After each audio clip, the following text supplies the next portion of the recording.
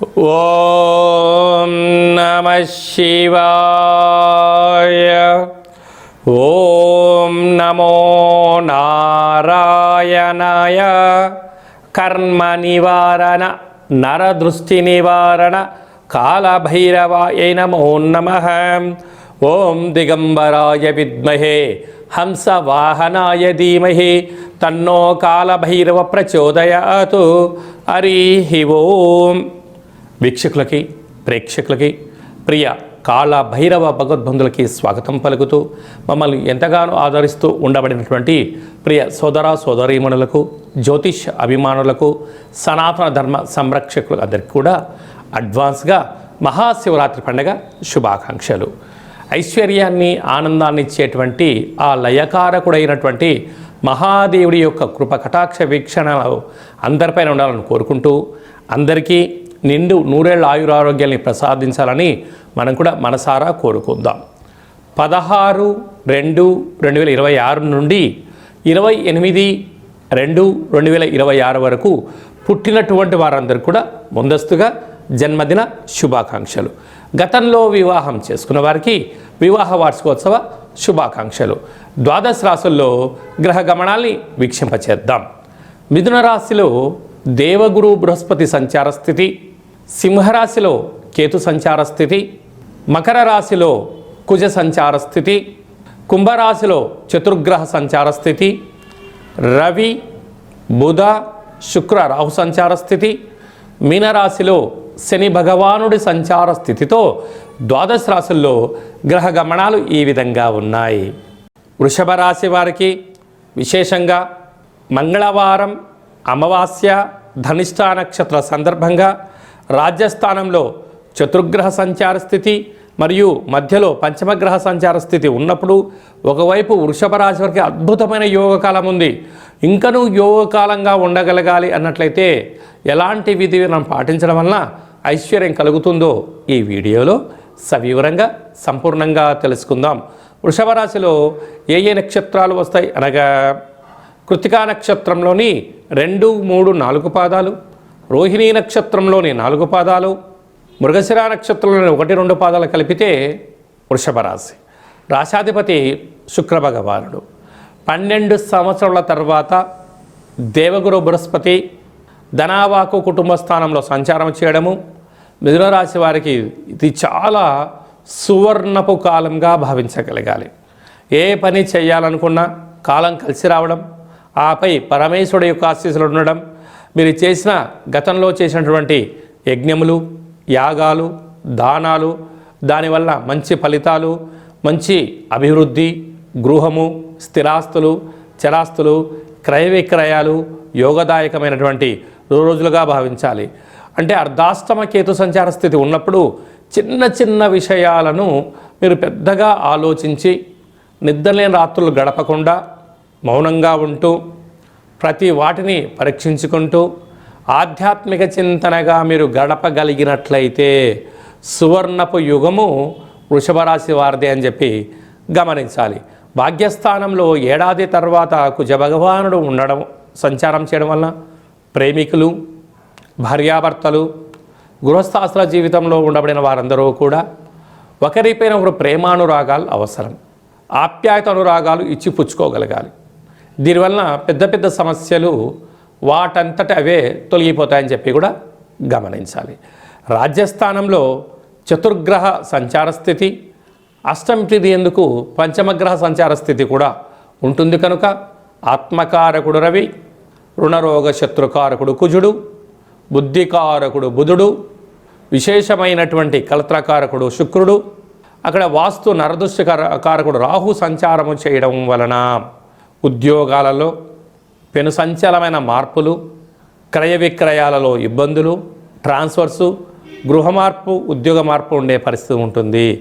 ఏకాదశి స్థానంలో శని భగవానుడు సంచారం చేయడం వలన ఓపిక, పట్టుదల, సమృద్ధికరమైనటువంటి ఆహ్లాదకరమైన జీవితాన్ని పొందబోతున్నారు. కనుక ఇలాంటి కాల సమయంలో అమావాస్య తిథి యందున పిండి దీపాన్ని, కొబ్బరి నూనెను వెలిగించి కూష్మాండ దీపాన్ని పెట్టగలిగినట్లయితే వీరికి అదృష్టం, బంగారం, రాజయోగం కలుగుతుందని చెప్పి కూడా గమనించాలి. ఫిబ్రవరి నెలలో మాఘమాసంలో ద్వితీయార్థంలో ముఖ్యమైన పండుగల గురించి క్లుప్తంగా సవివరంగా సంపూర్ణంగా తెలుసుకుందాం. మనకు 15వ తారీఖు మహాశివరాత్రి పండుగ అవుతుంది కనుక 17వ తారీఖున మంగళవారము ధనిష్ఠా నక్షత్ర సందర్భంగా ఇంట్లో కాళభైరవ దీపాన్ని వెలిగించడం వలన వాస్తు నరదృష్టి శత్రు ప్రభావాలు తొలగిపోతాయి. పిండి దీపాన్ని వెలిగించడం వలన సంపూర్ణమైనటువంటి మృత్యు అపమృత్యు దోషాలు తొలగిపోతాయి. కొబ్బరి నూనెతో కలిపినటువంటి పిండి దీపాన్ని పెట్టడం వల్ల ఐశ్వర్యం ఆనందం కలుగుతుంది. అంటే ఎన్నడూ లేనటువంటి విధంగా మంగళవారం ధనిష్ఠా నక్షత్రంతో కూడుకున్న అమావాస్య కనుక చాలా మహిమాన్వితమైనటువంటి అమావాస్యగా భావించగలగాలి. అనగా శని యొక్క ప్రభావాన్ని అంగారకుడి యొక్క ప్రభావాన్ని తొలగించుకోవడం కోసం చేసేటువంటి ఏ చిన్న పూజ అయినా స్మరణ ధ్యానము ఆసనం వలన అద్భుతమైన ఐశ్వర్యం ఆనందం కలుగుతుందని చెప్పి కూడా గమనించగలగాలి. 24/2/2026న పాల్గొన మాస శుద్ధ అష్టమి. అష్టమి అనగానే అష్ట కష్టాలు పోగొట్టుడు కోసము చేసేటువంటి కార్యక్రమం అని చెప్పి గమనించాలి. కనుక పాల్గొన మాసంలో అంటే తెలుగు సంవత్సరాలలో చివరి అష్టమి అంటే బహుళాష్టమి ఉండినను శుక్లపక్షంలో వచ్చే అష్టమి కనుక మనము కాళభైరవ స్వామి యొక్క స్మరణ ధ్యానము పూజ ఆసనం అష్టకాన్ని వినడం వలన సకల అష్టకాష్టాలను నేను కూడా ఈ సంవత్సరంలో వాటికి ముగింపు పలుకొని రాబోయే కాలంలో అష్టైశ్వర్యాల స్వాగతం పలికేటువంటి అష్టమిగా భావించగలగాలి. మీకు అవకాశం ఉంటే ఇంట్లో చేసుకోండి, లేకపోతే ఈ కింది నెంబర్ మీరు సంప్రదించినట్లయితే మీ గోత్రనామంలో మీరు పంపించినట్లయితే మీ యొక్క పేరు పైన కూష్మాండ దీపాన్ని వెలిగించి కాళభైరవ హోమం చేయించి వీడియో కాల్ ద్వారా చూపించి సంపూర్ణమైనటువంటి స్వామివారి యొక్క ఆశీస్సుల కోసము ఆ రుద్రాక్షరం మీకు ప్రసాదంగా కూడా పంపించడం జరుగుతుందని చెప్పి కూడా గమనించగలగాలి. అలాగనే మీ వ్యక్తిగత జాతకం తెలుసుకోవాలనుకుంటున్నారా? మీ పుట్టినటువంటి తేదీ, నెల, సంవత్సరం, మీరు పుట్టినటువంటి సమయము, మీ పేరు రాసి ఈ కింది నెంబర్కు వాట్సాప్ పంపించగలిగినట్లయితే 100 సంవత్సరాల జాతకాన్ని రాసి పంపించి మీరు పుట్టినప్పుడు గ్రహ గమనాలు ఎలా ఉన్నాయి, ప్రస్తుతం ఎలా ఉంటున్నాయి, రాబోయే కాలంలో ఎలా ఉంటున్నాయో సవివరంగా సంపూర్ణంగా తెలియజేయడం జరుగుతుందని చెప్పి గమనించాలి. అలాగనే చాలామందికి పుట్టినటువంటి కాల సమయంలో డేట్ ఆఫ్ బర్త్లో లేనటువంటి కారణం వలన మీ పేరు యొక్క మొదటి అక్షరాన్ని అనుసరిస్తూ రాశిని తెలియచేస్తూ రాశి యొక్క గ్రహ గమనాలను తెలియచేస్తూ భూత భవిష్యత్ వర్తమానాన్ని రమణ శాస్త్రం ద్వారా అనగా గవళ ద్వారా కాళభైరవ ఉపాసన చేత తెలియజేయడం జరుగుతుంది. కనుక ఈ కింది నెంబర్ సంప్రదించి అపాయింట్మెంట్ తీసుకొని సంప్రదించగలరు. అలాగనే మాఘమాసంలో మహాదేవుడి యొక్క ఆశీస్సులు, పాల్గొన మాసంలో సకల దేవతల యొక్క ఆశీస్సులు ఉండాలి అన్నట్లయితే ఈ యొక్క పాత్ర కంచు పాత్ర, కాళభైరవ స్వామివారి యొక్క పూజ చేసినటువంటి పాత్ర ఒక్కసారి ఇలా శబ్దం చేస్తే ఓంకార శబ్దం రావడం జరుగుతుంది, గమనించండి.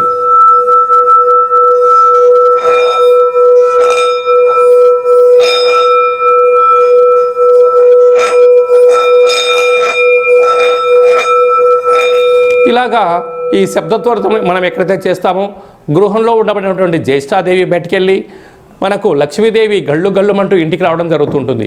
ఈ అక్షయ పాత్ర కాళభైరవ పూజ చేయించడం జరుగుతుంది.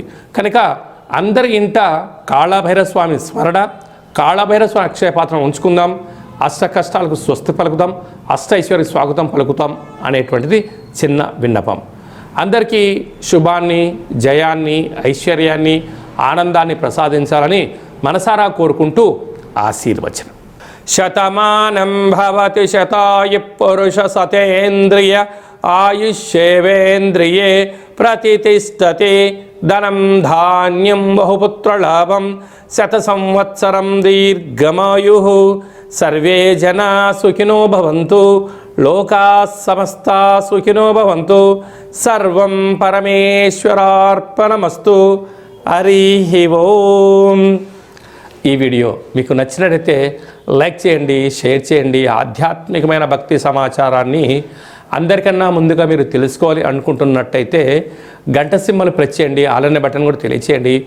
ఈ భక్తి సమాచారాన్ని, భగవంతుడి యొక్క ఆధ్యాత్మిక కార్యక్రమాన్ని భగవద్బంధులకు, మిత్రులకు చేరవేయండి. హిందూ ధర్మాన్ని కాపాడండి.